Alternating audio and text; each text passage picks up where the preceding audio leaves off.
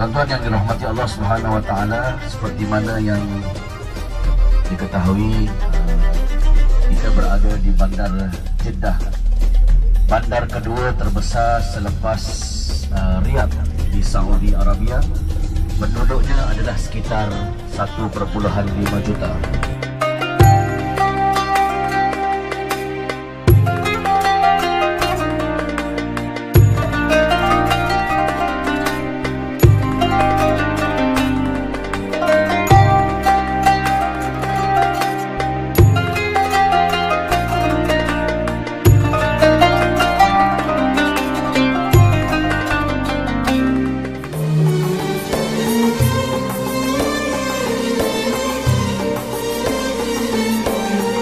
Antara nama lain bagi Jeddah ini adalah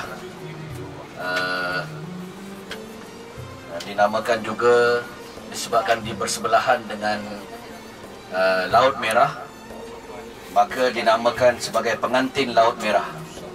Kerana apa? Kerana bersanding dan sangat dekat dengan Laut Merah, tuan-tuan.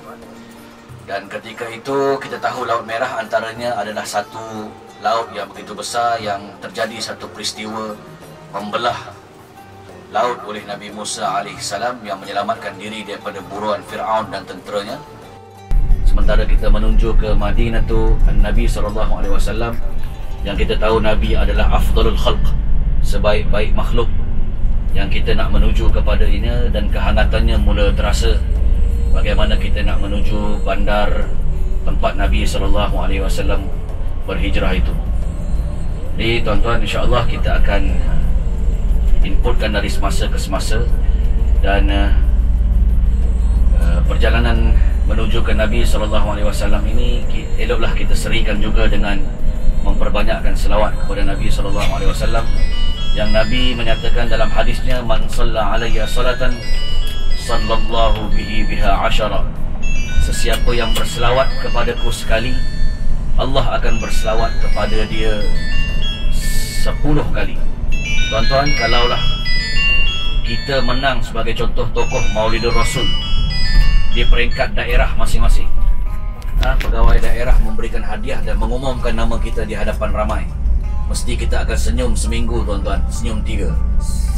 Tetapi tuan-tuan, kalau kita masuk peringkat negeri pula, tuan-tuan, yang akan bagi menang tokoh Maulidur Rasul mungkin adalah sultan negeri masing-masing. Ketika itu bukan senyum 3 seminggu, tuan-tuan. Kembang, tuan-tuan, hati.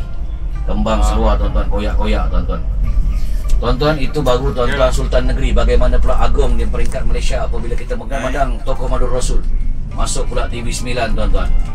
Diberikan pula anugerah daripada agung. Diumumkan masuk TV, tuan-tuan. Masa tu tuan-tuan berguling-guling sebulan, tuan-tuan, sambil tersenyum 3. Tuan-tuan, tetapi yang menyebut dan berdoa nama kita bukanlah tuan-tuan agung, bukanlah sultan, bukan pegawai daerah, tetapi Allah mendoakan kita. Allah yang lebih besar daripada pegawai daerah, lebih besar daripada sultan negeri-negeri, lebih besar daripada agung itu sendiri, tuan-tuan, mendoakan kita, menyebut nama kita sebanyak 10 kali, tuan-tuan. Maka perbanyakkanlah kita sementara menuju Madinah Nabi SAW untuk bertemu jasad baginda yang begitu mulia, afdalul khalq, sebaik-baik makhluk, tuan-tuan. Malaikat kalah, segalanya kalah, untuk sama-sama kita memuliakan dengan memperbanyakkan salawat kepada Nabi SAW, seperti mana firman-Nya, innallaha wa malaikatahu yusalluna 'alan nabi ya ayyuhalladzina amanu sallu 'alaihi wa sallimu taslima. Sesungguhnya Allah dan para malaikat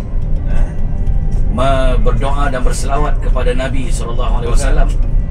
Maka ketika mana Allah nak memerintahkan kita berselawat dan memberikan salam yang sempurna, Allah dan para malaikat telah memulakan dahulu berselawat dan berdoa kepada Nabi, menunjukkan kemuliaan salawat kepada Nabi sallallahu alaihi wa alihi wa baraka wasallam.